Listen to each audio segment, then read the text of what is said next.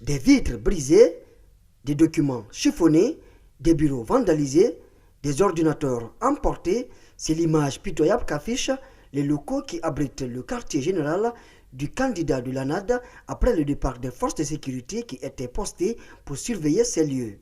En compagnie de certains membres du bureau politique de son parti, le président de l'UFDG fait l'état des lieux.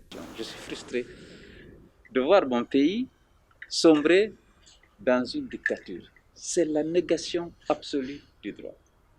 Et comme je vous l'avais dit, Alpha Condé, pour faire passer le hold-up électoral qu'il a préparé, a décidé de déclencher une campagne de violence et d'intimidation contre le vrai vainqueur de cette élection, et ses partisans, bien entendu.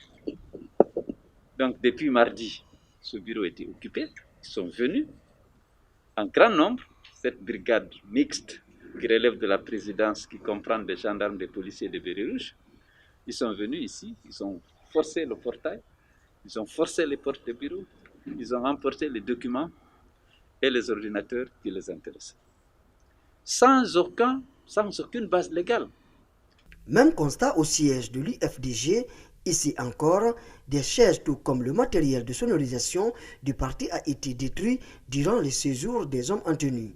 Selon le leader de l'UFDG, après 12 jours, il a fallu les instructions du ministre de la Sécurité et de la Protection civile pour que le dispositif soit levé. La plainte est déjà formulée. Mais vous savez, l'état de droit, c'est aussi la séparation et l'indépendance des institutions. Mais ici, tout relève du pouvoir exclusif d'Alpha Condé.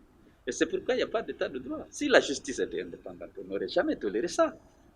Parce qu'une justice indépendante interpelle l'État. Bien sûr qu'Alpha a pris soin de ne pas mettre en place la haute cour de justice, étant donné que lui-même, ses ministres et son premier ministre jouissent du privilège de juridiction.